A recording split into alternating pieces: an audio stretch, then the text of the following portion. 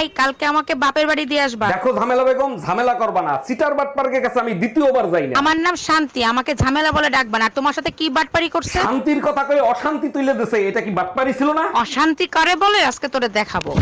এই টুম্পা, কি হয়েছে, কাঁদতেছো কেন? আজকের পর থেকে আমি আর বাজারে যাব না। চার রাস্তার মোড়ে এক লোক সিটি মারে আর ইশারায় ডাকে। আমার বউর সাথে ইপটিজিং করে কোন দোকানদার? তুমি শুধু নাম বলো। আরে কোনো দোকানদার না, ট্রাফিক পুলিশ। গাধা, ট্রাফিক পুলিশ গাড়ির সাথে ইপটিজিং করে, তোর সাথে না।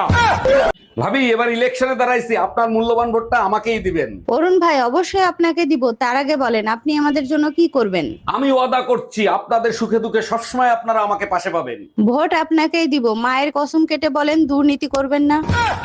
আরে ভাবি, এর জন্য কসম দেওয়ার কি আছে? আপনার ভোট আপনি দিবেন, যাকে খুশি তাকে দিবেন। আচ্ছা স্বর্ণা, যখনই আমি বাসায় আসি তুমি মুসকি মুসকি হাসো, কাহিনী কি? কোনো কাহিনী নাই, বউয়ের হাসি মুখ দেখলে স্বামীর মন ভালো থাকে, তাই হাসি। দেখো স্বর্ণা, তোমারে আমি খুব ভালো করে চিনি, সত্যি করে বলো কাহিনী কি? আমার শাশুড়ি তোমার মতো গাধা বইদা দিয়া আবার আশেপাশের লোকদেরকে মিষ্টি খাওয়াইছে, ওই কথা মনে পড়লেই হাসি পায়। অরুণ ভাই, একটা সুসংবাদ আছে, এইবার কিন্তু শীত অনেক বেশি পড়বে। ভাবি, শীত বেশি পড়ুক আর কম পড়ুক, বিবাহিত পুরুষরা তাতে খুশি হয় না। কেন অরুণ ভাই, এইবার শীতে কি ভাবি বাপের বাড়ি যাচ্ছে নাকি? বাপের বাড়ি যাচ্ছে না, শীতে মেয়েদের নাক বন্ধ হয়, মুখ বন্ধ হয় না। দেখো সুমা, ধৈর্যের একটা সীমা আছে, কখনো সীমা লঙ্ঘন করবা না। আমি অশান্তি করি, ওটা আমার বিয়ে করা অধিকার। তুমি অশান্তি কেন করো? হে প্রভু, কি অশান্তি আমার ঘাড়ে দিলা, কি অপরাধ করছিলাম আমি?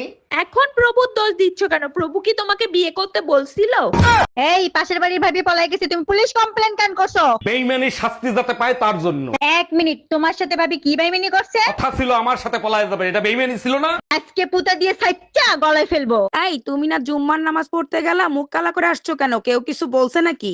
মসজিদের হুজুর খুতবা দিচ্ছিল, চুরি করা জিনিস খাওয়া হারাম। হুজুর তো ঠিকই বলছে, তোমার মুখ কালো কেন? তুমি কি চুরি করা জিনিস খাইছো? আরে না, আমি শুধু হুজুরে বলছিলাম চুরি করা মুরগি জবাই দেওয়ার সময় যদি বিসমিল্লাহ আল্লাহু আকবার বলে জবাই দিই তাইলে কি হালাল হবে? আরে অরুণ ভাই, বউ মরলে কি পুরুষ মানুষ কাঁদে? আপনি নিজেকে শক্ত করেন। কেমনে নিজেকে শক্ত করব? আপনি তো জানেন কত অশান্তি আমি ভোগ করছি। তাইলে এখন তো ভালোই হয়েছে, অশান্তি আর সহ্য করতে হবে না। তা কাঁদতিছেন কেন? আরে ভাবি, ওটা আপনি বুঝবেন না, এটা খুশির কান্না। মায়ের তুলনা কারো সাথে চলে না। ছোটবেলা মায়ের বান্ধবীরা এসে আমারে কিউট বলতো, মা বলতো 2-4 দিন নিয়ে রাখ, তখন বুঝবি। বউয়ের তুলনা সবার সাথে চলে। আমি তো তোমার মাথার উপরে উঠে নৃত্য করি, তাই না? তোমার বান্ধবীরা তো এসে আমার কত প্রশংসা করলো, তুমি কি ভুলেও বলছো 2-4 দিন নিয়ে রাখ, তখন বুঝবি? আমারে তো পাগলা কুত্তায় কামড়াইছে, শিয়ালের কাছে মুরগি রাখতে দেবো। আচ্ছা, বিয়ে বাড়িতে তোমার এক বন্ধু আমার দিকে তাকিয়ে তোমার কানে কানে কি জানি বলছে, কি বলছে? বলছে তোর 14 গোষ্ঠীর কপাল, ভাবির মতো এত সুন্দর একটা বউ পাইছস। দেখছো, তুমি বাদে সবাই আমারে সুন্দর বলে, তারপর তুমি তোমার বন্ধুরে কি বললা? আমি বললাম একবার আমার চোখ দিয়ে দেখ, রূপকথার ডাইনির মতো দেখবি।